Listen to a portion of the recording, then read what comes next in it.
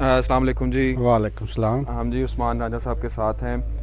اس وقت جو یہ ساری فیلڈ ہے اور یہ سارا جو ایونٹ سارا مینیج ہوا ہے یہ کرٹسی عثمان راجہ صاحب کی فیلڈ ہے. میں تھوڑا سا آپ کو بتاتا چلوں کہ یہ ماشاءاللہ G1 کی بڑی فیلڈز میں سے ایک فیلڈ ہے. 40 ایکڑ کا یہ فارم ہے اور اس پہ ایکسپرٹس بھی آ کے دیکھ رہے ہیں. سارا کچھ لوگ اپنی آبزرویشنز دے رہے ہیں. One of the very very fine and one of the very very best crops ہیں جو اس وقت ہم وٹنس کر رہے ہیں. اس بارے میں ان سے پوچھتے ہیں عثمان صاحب سے کہ ان کا کیا ایکسپیرینس ہے, تھوڑا سا گائیڈ کریں اس طرف کیسے آئے, تو ان سے انفارمیشن لیتے ہیں. اور عثمان صاحب ٹھیک ٹھاک ہیں؟ جی سر ٹھیک ٹھاک, بالکل شکر.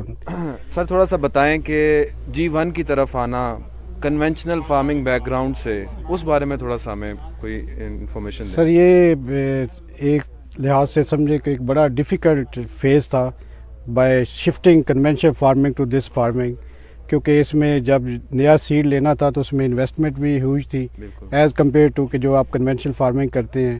پھر اس کا فیوچر کے بارے میں جو آس پاس جو کمیونٹی تھی دے ور ناٹ شیور کہ جی اس کا فیوچر کیا ہوگا.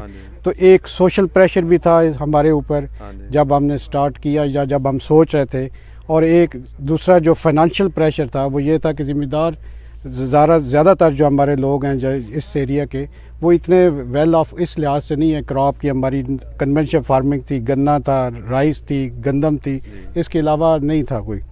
تو یہ ایک انوویشن جب بھی ایک سٹیٹس کو جب بھی آپ توڑنے کی کوشش کرتے ہیں تو سوسائٹی کی طرف سے ایک جو ہے نا ریزنٹمنٹ آتی ہے, پریشر آتا ہے, تو وہ وی فیس. لیکن جب ہم نے سارا اس کو ریسرچ کیا, اور social media is the blessing, میں سمجھوں گا کہ اس دور میں اس کو آپ پازیٹیو بھی لے سکتے ہیں, نیگیٹو بھی لے سکتے ہیں.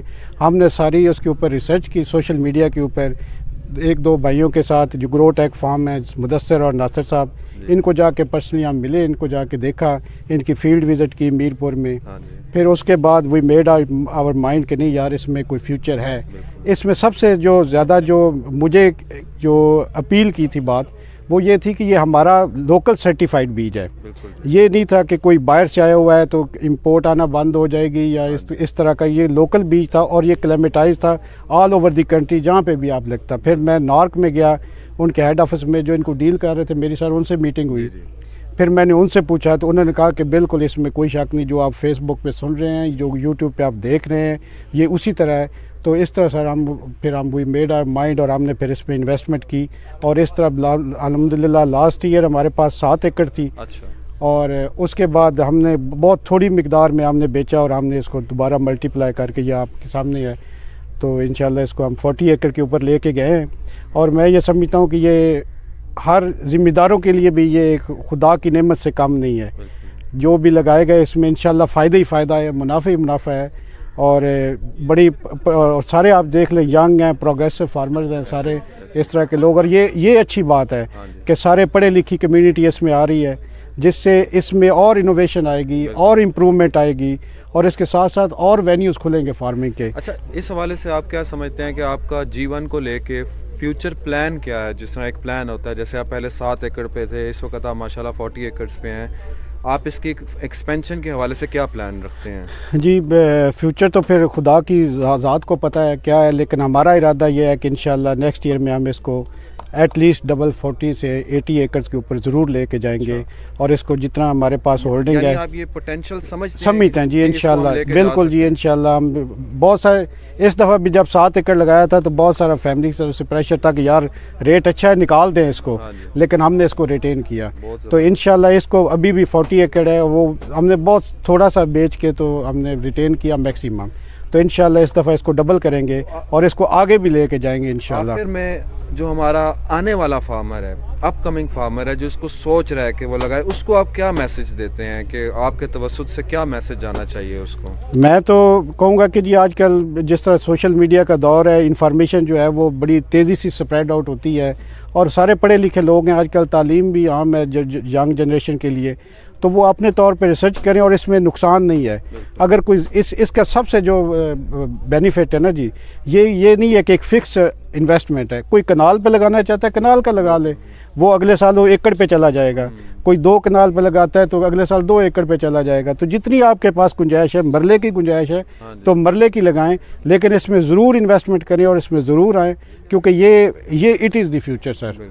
और ये हमारा जो ट्रेड डेफिसिट है, जो हमारी एक्सपोर्ट है, वो $9 अरब के अगेंस्ट है हमारी एक्सपोर्ट, जो हम चाइना से एक्सपोर्ट करें। तो सबसे पहले तो ये हमारा वो एक्सपोर्ट बिल जो है इसको कम करेगा सर। उसके बाद ये अगर एंटीसेप्टिक है, जो इसकी मेडिसिन में ये बहुत ज़्यादा यूज़ होता है, और अगर ये कमर्शियल साइड पे चला जाता है तो there will be no and to it.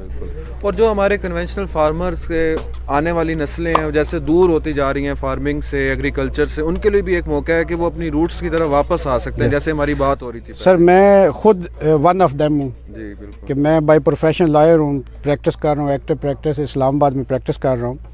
तो हम भी बस ज़मीन थी हमारे पास, हमने कोई ठेके पे दी हुई थी, कभी कभी रैंडमली साल में 1 दफ़ा आ जाना, 2 दफ़ा आ जाना, तो we were not very much interested कि चलो बाप दादा की ज़मीन थी तो एक होल्डिंग थी, लेकिन कोई इससे कोई बेनिफिट लेने का, या वो कन्वेंशनल ठेके पे चल रही थी ज़मीन।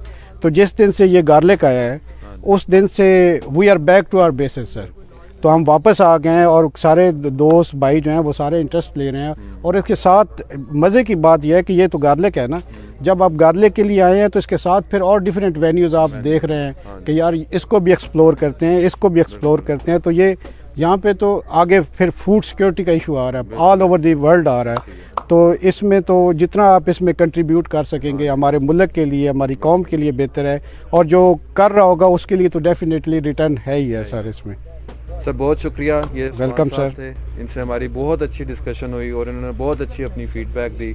बहुत शुक्रिया सर, मेहरबानी सर, थैंक यू सर।